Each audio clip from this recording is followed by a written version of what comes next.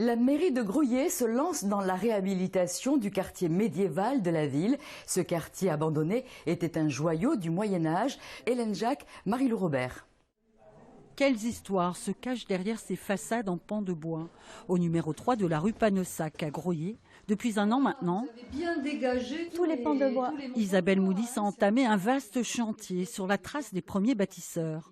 Cette maison du Moyen-Âge, inhabitée depuis 30 ans, est devenue un laboratoire. On voit encore les éclisses de bois là, qui maintiennent le torchis dans son ourdi. On appelle ça un ourdi, là, les espaces entre les bois.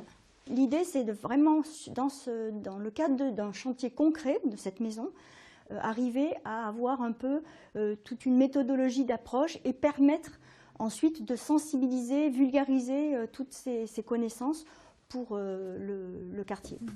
Son but, avec l'association Arezo, retrouver, étudier ici chaque élément initial de construction.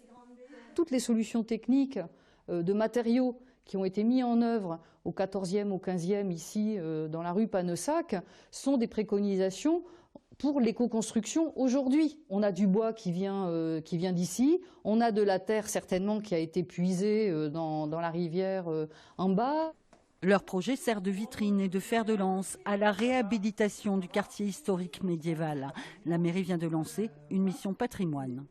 Ça ne se fera pas en 2 ans, ça ne se fera pas en 10 ans, ça se fera peut-être en 15 ans, peu importe. L'intérêt, c'est le territoire, c'est le patrimoine de celui-ci. Et à un moment donné, il faut bien se saisir du sujet pour considérer que c'est quelque chose d'important et de primordial pour la collectivité.